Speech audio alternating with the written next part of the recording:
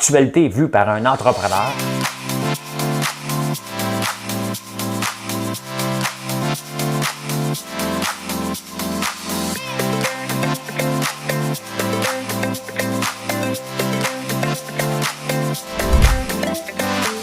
Ça bulle, parce que des fois j'ai des bulles, mais ça bulle.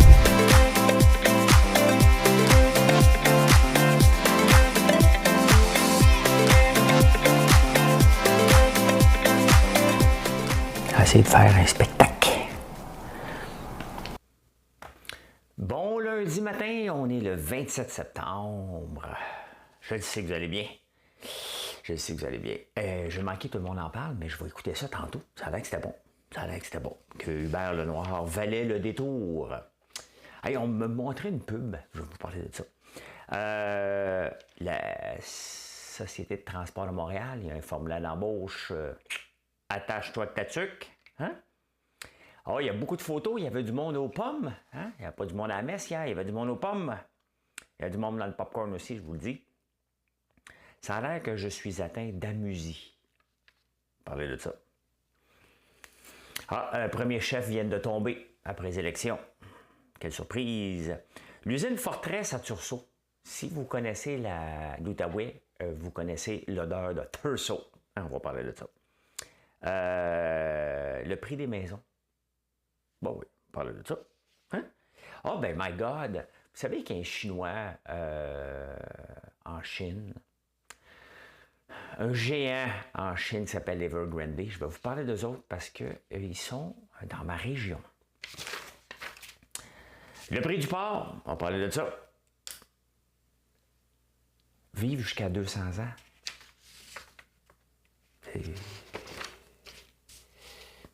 C'est épeurant. C'est épeurant. Vous ne voulez pas m'avoir jusque-là. Vous ne voulez pas m'avoir jusque-là, moi, 23 glissable. Ouais, là, j'ai pas un One Hit Wonder. J'ai une super chanson que j'ai dans la tête depuis quelques jours et je vais vous la partager. Madame Cahouette. C'est une histoire qui a pour lieu Paris-la-Belle en l'an de Dieu, 1482. Histoire d'amour et de désir. Nous les artistes anonymes, de la sculpture ou de la rime, tenterons de vous la transcrire pour les siècles à venir. Il est venu le temps des cathédrales, le monde est entré dans un nouveau millénaire. L'homme a voulu monter vers les étoiles, écrire son histoire. J'avais oublié d'allumer la lumière. Ah, ben c'était le temps des cathédrales, hein? Écrit par Richard Cosciente et chanté de main de maître par Bruno Pelletier. Je vais vous parler de la musique bientôt. Ben bientôt, là. Aujourd'hui. Aujourd'hui. Un petit café. Ah, comment a été votre week-end? J'ai eu un super week-end. Un super beau week-end. Il a fait beau. On a fait... Tu sais, il faut se donner des objectifs, soit rien faire. Si vous l'avez réalisé, tant mieux. Nous autres, Marilyn et moi, c'était d'écouter un épisode de World Most Amazing Vacation ensemble. Puis on a réussi à faire ça. Un épisode. 30 minutes. La fin de semaine, nous autres, on travaille. Donc, c'est pas toujours possible. Mais là, on était capable d'écouter un épisode. On est pas mal fiers de nous autres. Hein? On est pas mal contents de ça. La route a bien été pour revenir hier. J'ai de la misère à me lever un matin. Un petit peu fatigué quand même. Les lundis matin, pour moi, je suis un petit peu plus fatigué. C'est un petit peu plus dur, le réveil. Mais bon, c'est bien correct. J'ai pris un café, mon deuxième. Là, je vais aller écouter Tout le monde en parle tantôt. Hein? En dormant un peu dessus. Oui. J'ai regardé les marchés, ceux que ça intéresse ce matin. Les marchés, bon, super. À ce moment, au moment de se parler, il est 4h45, au moment d'enregistrer. Les marchés sont à la hausse, sensiblement. Donc, ça va être techniquement, ça dépend si ça continue comme ça. Mais ça devrait être une bonne journée sur les marchés boursiers Ça va être intéressant. J'espère que vous allez venir voir ça en direct sur YouTube tantôt. Eh bien, on a mangé une chaudière. La chaudière de popcorn, j'en mange pas souvent. Hein? Mais là, hier, on en faisait, puis j'ai goûté. Puis après ça, quand on n'est pas pris pour la route, Gaël voulait avoir du popcorn. Fait qu'on a mangé du popcorn tout le long ensemble. Il est bon en maudit. On est fiers de faire des bons produits. Ouais, j'ai manqué, tout le monde en parle avec Hubert Lenoir. Ça a l'air qu'il était spectaculaire. Je vais aller écouter ça. Je vais écouter toute l'émission. J'aime ça l'écouter, mais je ne peux plus l'écouter en direct. Là, ça finit à 10h30. T'sais, quand tu te lèves à 3h, vous me demandez à quelle heure je me couche. Avant la fin, tout le monde en parle. Hier, à 8h10, je dormais. J'étais fatigué. Vraiment fatigué. J'ai hâte de l'écouter. Je me demande ce que TVA va faire avec Si on chantait puis Chanteur masqué, hein, avec Guillaume le Métivierge. Ça les met dans une. Il y en a un qui est déjà fini d'enregistrer, mais ça les met dans une drôle de position. Hein. Cette COVID-là va nous avoir séparés, hein, comme peuple. Pour rien. L'argument que je suis plus capable d'entendre, pourquoi vous autres, les vaccinés, vous avez peur des gens qui ne sont pas vaccinés? Si vous êtes vaccinés, de quoi vous parlez? Je suis plus capable de discuter. J'ai répondu à quelqu'un hier, si tu poses cette question-là, hein, ça vaut même pas la peine de discuter avec toi. Sincèrement, là. OK? Sincèrement. J'ai pas peur de vous autres. OK? J'ai une chance sur 33 de l'attraper. Ça se peut, je la pogne, la COVID. Hein? Je suis pas à l'abri. Je fais attention. Mais vous la propagez plus que moi, je peux la propager. C'est scientifique, là. Arrêtez cet argument-là. C'est un argument de merde. OK? Je suis plus capable de l'entendre. Mais si tu es vacciné, pourquoi tu n'as pas peur? Non, c'est parce qu'on vit en société. Et la société me dit que, regarde, il faut faire un effort de société lorsqu'on vit en société. Vous m'avez dit l'autre jour, si tu ne vas pas voter, tu n'as pas le droit de chialer. J'ai dit, c'est parce que je paye des taxes, donc j'ai le droit de chialer un petit peu. C'est ça. T'sais. Vivre en société veut dire aussi faire des. C'est pas tout le temps je me moi, c'est dire ouais, OK, je vais faire des choses pour la société, moi aussi. Je vais collaborer. Bref, voilà. La STM, Société de transport de Montréal, a tout un formulaire d'embauche. Hein? As-tu déjà fait une crise d'angine? Donne-moi ton numéro d'assurance sociale, numéro d'assurance maladie. As-tu déjà fait du diabète? As-tu déjà c'est malin qui veut juste travailler dans le bureau. Ils ont un formulaire de questions tellement restrictif qu'il y a un gars qui s'est plaint, qui n'a pas eu la job, et il a gagné. Non, mais sans blague. Je comprends qu'un chauffeur d'autobus, hein? As-tu déjà eu le cancer? Si, ouais, ça se pose-tu comme question, ça? Depuis quand, dans un formulaire d'embauche, on demande à quelqu'un, as-tu déjà eu le cancer? T'es-tu enceinte? Penses-tu le devenir? Hey, tu te ramasses au nom du travail? Allô, pose cette question-là. T'es-tu en ménopause? T'es-tu pas en ménopause? Hein? Faut que je baisse le... Ah non, mais ça, c'est bon, c'est des femmes ménopausées. Tu baisses le chauffage. Ça coûte pas cher.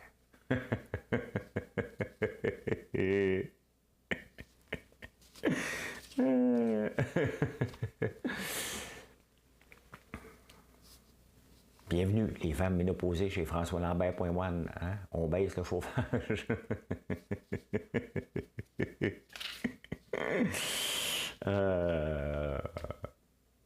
Je ne vais pas avoir de plainte pour ça, là. C'est de l'humour.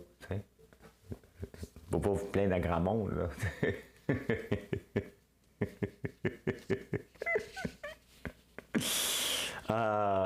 C'est parce que j'en ai un employé qui me dit il fait chaud. T'sais. Ben, OK. C'était pas supposé aller là, mais ça me fait rire des formulaires d'embauche. T'sais. Moi, je demande à mes employés, ceux qui s'y viennent appliquer, là. T'as-tu voté du bon bord? Hein? C'est-tu ton député qui t'envoie, là? Bon, c'est un coup que c'est réglé, ça. C'est réglé en tabarnouche. Hein? Il y avait dans le journal ce matin, je ne savais pas quel angle le donner, je ne pensais pas en parler, mais mon partner a un chalet à Val-David. Et à Val-David, il y a un hôtel centenaire, la Sapinière. Mais là, il n'y a plus de lac. C'est un lac artificiel. Il n'y en a plus. Fait que, la pauvre madame qui a investi là-dedans, là. Pourtant, ça a l'air simple, tu vas remettre des planches. Mais pas drôle, hein, tu sais. C'est pas drôle, c'est pas toujours facile l'entrepreneuriat. Hein? Tu sais, t'achètes un centre de vigilature que tu veux retaper, parce que c'est beau à l'intérieur. Et là, oups, plus de lac. Puis là, la chicane est pognée. Il n'y aura plus de lac. T'as un petit cric devant, avec des quais vides, ça sera pas facile. Le temps-ci de l'année, c'est le temps d'aller aux pommes. Et même tabarnouche, aller aux pommes, là, un samedi, là, après-midi, faut être fait fort. Il y a du monde à la messe en tabarnouche. Hein? Il y a vraiment beaucoup de monde. Et c'est ce qu'on voit dans les journaux ce matin. Hein? Il y a la ferme La Bonté. Je pense qu'elle me suit, Nathalie. Je pense qu'elle m'écrit régulièrement. Moi, checker une minute si c'est elle qui m'écrit. Parce que des fois, il y a une dame qui m'écrit, puis je pense que c'est elle. Je pense que c'est elle qui m'écrit. C'est-tu elle qui m'a écrit quand j'ai dit que l'entrepreneuriat c'était difficile? Puis elle me dit oui, c'est difficile. Je pense que oui. Je sais plus. Pas le temps de checker. Mais oui, écoutez, aller aux pommes, c'est le fun. Hein? C'est une activité familiale. Hein? C'est assez rare qu'on va aux pommes tout seul. Tu sais? Mais Saint-Joseph-du-Lac Eoka doit être envahi, le Mont-Saint-Hilaire. Mais c'est un détour obligé avec les enfants. Je ne sais pas si les enfants aiment bien ça, mais nous autres, les parents, on aime bien prendre des photos avec les enfants en train de cueillir la même pomme. Je le sais, j'en ai des photos de même de moi avec mes enfants. Je les ai même, je pense, sont sur mon compte Instagram. L'industrie de la pomme me surprend. Les chiffres, il y avait des chiffres dans la presse en fin de semaine. C'est seulement 60 millions. Je trouve que c'est pas beaucoup. Comme chiffre d'affaires pour l'ensemble de l'industrie de la pomme au Québec. Je trouve que c'est vraiment minime. Les chiffres ne doivent pas être bons. Si quelqu'un a d'autres chiffres, partagez-moi là parce que j'ai de la misère à croire que ça génère seulement 60 millions de revenus, les pommes au Québec. Il me semble que c'est des peanuts, puis le vin, seulement 18 millions. Il me semble que ça marche pas, là. Ça marche pas. Mais il y avait du monde aux pommes, il y avait du monde aussi chez nous, pas aux pommes, mais venez découvrir, parce qu'il n'y a pas de pommiers dans il y en a un verger, je sais pas où. Ça, il va falloir que quelqu'un, moi je vais en avoir un petit, hein, mais il faudrait que quelqu'un d'autre dans mon coin, là, dans la petite nation, allez, planter des pommes, là, tu sais, qu'on fasse un attrait, un circuit touristique qui a de l'allure. Il y a un vignoble, hein? Bon, c'est ça. Fait que maintenant, il manque des pommes. Moi, je vais m'occuper des citrouilles. Tu peux en planter des citrouilles et des tournesols. C'est ce que je vais faire l'année prochaine. Alors, les amis, j'ai une maladie. J'ai appris le nom d'une maladie que je ne connaissais pas. Et je suis sérieux, je souffre d'amusie. Je chante faux. C'est dans la presse ce matin. Hier, c'est drôle, il y a des scientifiques au mois d'avril dernier qui cherchaient des gens qui chantaient faux pour faire une étude. Mais là, probablement ces mêmes chercheurs-là. Depuis 1990 à Montréal, il y a des gens qui cherchent l'effet de la musique et pourquoi des gens chantent faux. Quel est le pourcentage de gens qui chantent faux? Je ne suis pas seul. 4% de la population aurait un déficit dans une sphère de la musicalité dans notre cerveau. Ouais, on n'a pas le sens de la musique. Quand j'ai fait, j'ai pas le sens du rythme non plus. T'sais. Quand j'ai fait Les Dieux de la danse avec, je vais l'oublier encore. Je dis que je suis pathétique. La chanteuse, là, chanteuse de Star Academy, là. Marie-Anne, ça va revenir. Là. Andréane Omalette, bon, voilà. Hein? Qui n'est pas une petite fille, hein? Qui n'est pas une petite comment je peux dire? Elle paye 140 livres, 5 pieds 8. Il fallait que j'allève au bout de mes bras. Okay? Déjà ça, là, c'était quelque chose.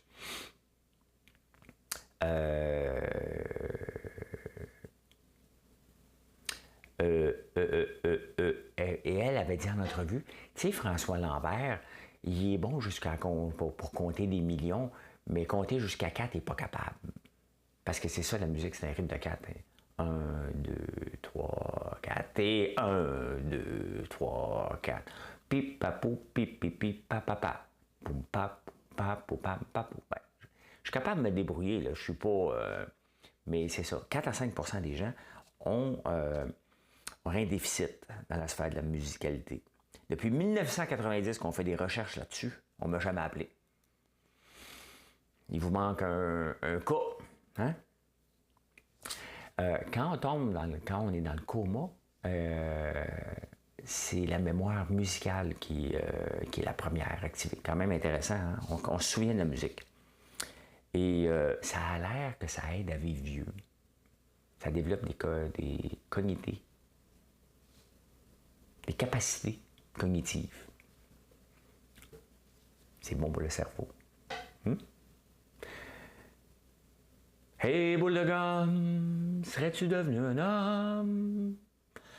Hey, boule de gomme, serais-tu devenu un homme? Toum, toum, toum, toum, toum, toum, toum, toum, toum, toum. Ça, c'est la tune que j'ai chantée pendant 20 ans, dans ma tête, à tous les jours. 30 ans même, peut-être, 40, je ne sais pas. Je dirais plus 45. Hein? 45 ans, j'ai chanté tout le temps, tous les jours. Je l'entendais avant les insolences sur le téléphone ou après, ou quand j'étais malade. Maman, je suis malade. Oh, reste avec moi, mon petit garçon. Hein? Puis là, m'essuyer les cheveux avec sa cible. Elle fumait, bien c'était normal dans ce temps-là. OK? Puis là, elle m'essuyait la bouche avec ses doigts qui sentait la cigarette.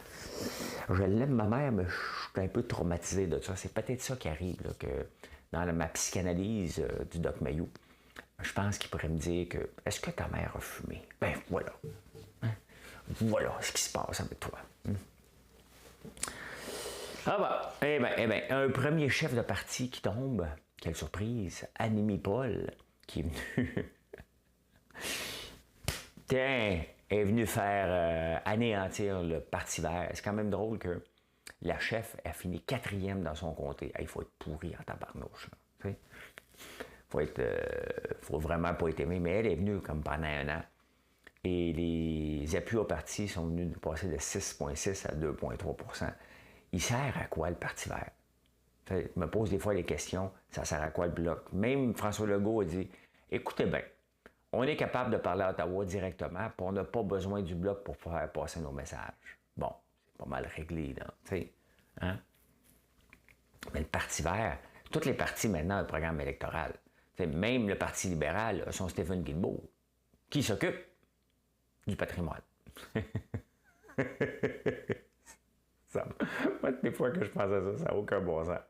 Pour ça, je ne parle politique. Ouais. Fait qu'Annemi Paul est arrivée 4e, out. Elle est venue créer de la chicane. Tu sais, des fois, les gens oublient, là, quand ils votent là, pour un chef, là, hein, ils oublient que ça prend un leader. Tu sais, ça prend quelqu'un qui est capable de diriger des troupes, capable de rallier un pays. C'est ça qu'il oublie totalement ça, puis il vote quelqu'un parce que 1000 raisons. Elle n'était pas la bonne personne. Là. Est-ce qu'Elisabeth May va revenir? Et, hein? Ça ne tentait pas. Ça ne tentait pas. Puis là, elle risque d'être pognée avec ça. Moi, dans mon coin, là, hein, il y a une usine de pâte et papier à Tursault. Bon, je dis Tursault, mais bien entendu, si tu viens de la petite nation, tu dis Tursault. Hein? On vient de Tursault. Et quand on était jeune, ben, j'aidais mon père des fois à couper des cordes de bois en 4 pieds dans ce temps-là. Hein? On ne voit plus ça, des 4 pieds maintenant, mais c'était en 4 pieds. Et soit c'était du bois mou ou du bois dur, puis on envoyait ça à Tursault. C'était un peu pour se faire de l'argent. Fait qu'un camion venait, partait avec le bois, on attendait après le chèque. Et des fois, ça pue. Hein? Ça pue Tursault. Hein? Quand on dit ça sent Tursault, là, ça sent pas bon. Mais là, elle est fermée depuis 3 ans, l'usine. Et le gouvernement avait été mettre son nez là-dedans pour les aider. Il avait mis 102 millions, ça n'a pas marché. Ils ont besoin de 30 millions supplémentaires. Là, ça ne marche pas encore. Et là, ils ont besoin de 15 millions pour maintenir l'électricité et le chauffage, pour pas que les tuyaux pètent. Le gouvernement va financer ça encore. Donc, et combien d'employés travaillent là-bas maintenant? 300. On est rendu à pomper à peu près 150 millions pour 300 emplois. 150 millions. Tu sais, c'est bon pour ma région, là, je suis bien d'accord. Mais, je vais être logique, c'est 500 000 par emploi. À un moment donné,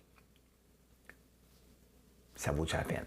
Tu sais, c'est juste ça que je pose comme question. 500 000. Tu sais, on oublie chiale contre un bombardier que c'est pas mal plus que ça. Ou c'est dans ces eaux-là, mais on est rendu à ça, là. C'est quoi le futur de la technologie? Je ne sais pas ce qu'ils font maintenant, là, Fortress. Et c'est quand même une très grosse usine là, pour la région. Mais est-ce qu'elle est dépassée? Est-ce qu'elle a besoin de trop de modernisation? À un moment donné, on ne peut pas pomper de l'argent pour pomper de l'argent. 500 000 $. T'es mieux de payer ces gens-là à rien faire à la maison pendant 5 ans, 10 ans. 5 ans, ils doivent gagner 100 000 par année. Là. Que de financer ça, là. Mais Fitzgibbon est prêt. Il est prêt. Fait que ça va se passer. Ça va se passer. Le prix des maisons. Tu sais, Valérie Plante a dit, moi, je vais être élu, puis... C'est son prix. C'est ce qu'elle rit, tu sais. Elle rit, à un moment donné, elle, dans des moments inopportuns, comme je viens de faire, tu sais. Elle pense régler ça, le prix des maisons. Elle dit, regarde, on va régler ça, là, c'est la faute à ci, c'est la faute à ça. Dans le Figaro, ce matin, il y a un article sur le prix des maisons mondial. Et on n'est pas les premiers. Hein? On est quand même les troisièmes. La Nouvelle-Zélande a une augmentation moyenne de 25 %. Le Canada, 16 % d'augmentation en moyenne pour le prix des maisons. Il y a un boom vers les maisons. Et on n'est pas dans une crise immobilière, ce qui est rassurant. Les taux d'intérêt sont bas. Les gens travaillent de la maison et ils ont moins de dépenses. Les raisons actuelles, c'est qu'on mange moins au restaurant. Quand même spécial, hein? On se privait d'acheter une maison parce qu'on voulait aller manger au restaurant. C'est à peu près ça. C'est à peu près ça. Nos dépenses ont shifté. On dépense moins en linge, en habits, en bouffe de restaurant. Fait que là, on se ramasse avec un surplus d'argent. On a rénové. On a vu l'impact sur le prix du 2x4.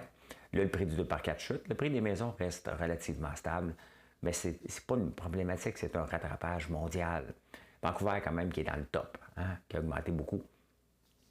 Montréal traîne encore de la patte. Moi, je suis pas déçu, là. Tu sais, j'en ai une maison. Ça monte. Elle continue de monter. La seule affaire, c'est que moi, payer des taxes. Mais je suis pas pressé de la vendre. Donc, mais je suis content. Je suis content que le prix des maisons augmente. Tu sais, ça veut dire que une maison est aussi un investissement. En 2000, j'ai acheté une maison dans les Shopping Bus. 182 000. J'ai mis peut-être 150 000 $ de rénovation dedans. Et je viens de la revendre dernièrement pour 900 000. Oui, je suis en chicane pour essayer de la vendre. Ça a pris 8 ans. 8 ans de chicane pour essayer de vendre ma maison. Et voilà, ça arrive des fois. C'est réglé. C'est réglé. Fait que le prix des maisons, c'est partout dans le monde. Donc, essayer de régler un problème mondial à l'échelle municipale, c'est pas en créant des logements sociaux qu'on va régler ça ou en empêchant. Il y a un rattrapage, tout simplement. Et c'est intéressant, très intéressant l'article du Figaro. J'aime beaucoup lire le Figaro le matin. C'est dans mon ordre, là, je lis toujours la presse, nouvelle locale pour débuter. Et après ça, je m'en vais tout de suite au Figaro parce que le Journal de Montréal n'est pas encore rentré. Et après ça, si le Journal de Montréal est rentré, je vais le lire. Wall Street Journal, National Post. Si je manque de temps, c'est mes journaux idéaux. Après ça, je me promène un peu partout. Si je manque de nouvelles ou j'ai encore plus de temps parce que je veux arrêter de lire à 4h30 le matin. Voilà, vous savez tout. Alors, le Château Montebello, il y a le Château Montebello qui était... qui est aussi juste à côté la maison Louis-Joseph Papineau. Puis Louis-Joseph Papineau était riche. Ben, c'est un seigneur. il y avait une maison de jardinier qui est classée patrimoine et elle n'est pas entretenue. Donc, elle n'est pas entretenue. Elle appartient au Château Montebello. Et là, je viens d'apprendre que le Château Montebello a été acheté dernièrement, il y a quelques années, pas longtemps, par des Chinois. La compagnie qui a acheté le Château Montebello, Evergrande. Evergrande, qui est dans des troubles financiers majeurs en Chine pour des méga développements, est sur le bord de la faillite. Donc, techniquement, le Château Montebello pourrait être sur le bord de la faillite. Fait qu'ils n'ont pas une scène à mettre pour retaper la maison du jardinier. Et là, la ville est prise dans un débat. Est-ce qu'ils poursuivent le Château Montebello? C'est Evergrande et c'est le Château Montebello étant un attrait touristique. Regardez, vous venez souvent, vous venez de partout pour venir me dire bonjour le week-end, pour venir découvrir nos produits et venir voir la région de la petite nation que je vous parle régulièrement. Puis souvent, vous me dites, allez faire un tour au Château Montebello. Donc, vous le connaissez, c'était l'attrait numéro 1. Maintenant, il y a le Parc Omega dans mon coin, il y a le Château Montebello, il y a la boutique François Lambert, il y a des vignobles, il y a un peu de tout à faire, bien entendu. Et il y a un détour à faire, c'est d'arrêter au Brasses Camarades, un marché de bière vraiment spectaculaire à Saint-André-Evelyn. Mais Evergrande est propriétaire du Château Montebello. Avant, ça appartenait au Canadien Pacifique, je pense. Après ça, c'était dans la catégorie des Fairmont. Puis là, ça appartient à Evergrande, qui sont en faillite. Je vous parle beaucoup de ma région, hein? C'est des nouvelles. Je suis content. Moi, quand je vois quelque chose, même si c'est une mauvaise nouvelle, je dis hey, ça vient de mon bord. Ça vient de mon coin. Alors, le prix du porc. Je vous en parle souvent du cycle du porc qui est 18 mois. Il y a 2 ans, il y a eu la fièvre africaine. Il y a eu quelque chose. Donc, les ventes des gens ont moins consommé de porc. Donc, les cheptels en Chine, entre autres, on en exportait beaucoup là-bas. Et là, les cheptels ont commencé à grossir parce qu'on ne vendait plus de porc. On ne peut plus l'exporter, même la Chine. Ils ont grossi. Fait que là, ils n'en vendent plus. Fait qu'au lieu de vendre des bébés, les bébés font d'autres bébés. Et là, ils se ramassent, puis c'est vite des cochons. Donc, ils se ramassent avec un surplus. Là, le prix du porc a tombé de 56 %. Donc, les producteurs de porc du Québec, on exporte beaucoup en Chine. Après Olimel, qui ont été obligés de les garder longtemps pour les faire abattre, maintenant, le prix vient de tomber de 56 %. C'est énorme. Et on rêve d'exporter beaucoup vers la Chine, mais là, la Chine est prête avec des surplus. Et c'est comme ça. Tu sais, les producteurs de porc qui sont capables de jouer à l'inverse du cycle, qui est toujours pareil. Hein? Il est toujours pareil. À tous les 18 mois, il y a un cycle. Les prix sont très bas, les prix sont très hauts. C'est comme ça va être comme ça dans 36 mois, dans 72 mois, c'est comme ça. Et pour réussir bite the dip comme à la bourse, là, bien, pour réussir, le producteur de porc qui est meilleur que les autres va à contre-courant, tout simplement. Hein? Donc, au lieu de vendre son porc en ce moment, il devrait l'accumuler. Ça? Genre. Bien, c'est ça. Donc là, on va en entendre parler que le prix du porc a baissé, puis que c'est la faute à Olimel. Un peu, on n'a pas pu profiter, mais de toute façon, la baisse de prix était déjà entamée. Il y a des surplus sur le marché chinois. On les aime pas, la Chine, hein, mais quand c'est le temps d'exporter, on les aime en tabarnouche. Hein? Il y a un livre qui vient de sortir. Je ne suis même pas capable de me le lire. Ben, écoutez, ça dit comment vieillir jeune. Et selon ce scientifique-là, on pourrait vivre jusqu'à 200 ans. Dans 20 ans, avec l'avancement technologique, on va pouvoir vivre jusqu'à 200 ans. Moi, j'ai annoncé à quelqu'un hier que j'étais pour être à la boutique pour les 50 prochaines années. Parce que j'avais décidé qu'à 104 ans, je pouvais laisser ma place à quelqu'un d'autre. T'sais. 96 ans encore, j'ai juste vécu 25 ans de ma vie. Non, mais ça a l'air, il y a des études quand même qui, si on avait les idées, si on vivait dans un vase clos, hein, puis on utilisait la bouffe qui nous aide à bien vieillir, à ne pas avoir de problèmes de santé, puis qu'on faisait attention à tout depuis notre naissance, techniquement, on devrait être capable de se rendre jusqu'à 150 ans. Donc, lui, il dit avec l'avancement technologique, dans les 20 prochaines années, on va se rendre jusqu'à 200. Ça a l'air très intéressant comme livre. Très intéressant comme livre. Et hier, vous m'avez envoyé, j'ai demandé au gars qui me le dise, je ne sais pas c'est où, c'est peut-être dans le pharmacien, ça a l'air que je suis en Segway en chess et que le pharmacien parlait de la méthode Wim Hof. Ouais. Tu sais, quand je vous parle des choses, là, moi, je parle des choses qui me font du bien. Est-ce que c'est prouvé scientifiquement? Ça a l'air que non, mais puis je vous conseille pas toujours de faire ce que je fais. Mais j'ai vu ça. Qui m'a envoyé ça? Il ne m'a pas répondu. J'essaie de voir ça. Je comprends même pas. Je vais vous le montrer. Je vais vous montrer.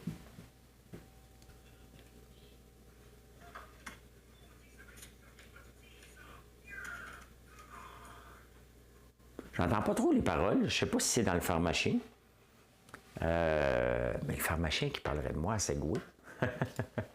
Ça doit être ça. Ça doit être ça, parce qu'il y a 2 personnes qui m'en ont parlé.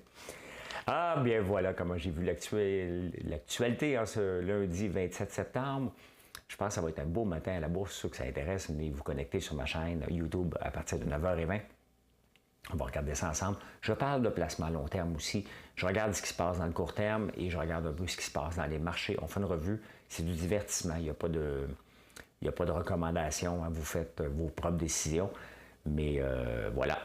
Pour le reste, j'ai le designer qui vient aujourd'hui, l'architecte, prendre des mesures de la maison, justement, pour l'agrandir. J'habite seul, doucement l'agrandir. Hein? Comme ça, on va pouvoir me perdre dans ma propre maison. Non, c'est parce que je veux un gym intégré ici. Je ne suis pas pressé. Ça ne se fera pas cette année, mais ça me permet de rêver et de voir quel genre d'agrandissement je peux faire pour avoir un salon aussi plus grand. J'ai beaucoup de salons ici. Hein? J'en ai 3. Mais ils sont tous petits, donc j'en veux un grand pour quand je vais être vieux, hein? À 150 ans. Fait que ça va être fait. Merci d'être là, tout le monde. Bonne journée. Bye.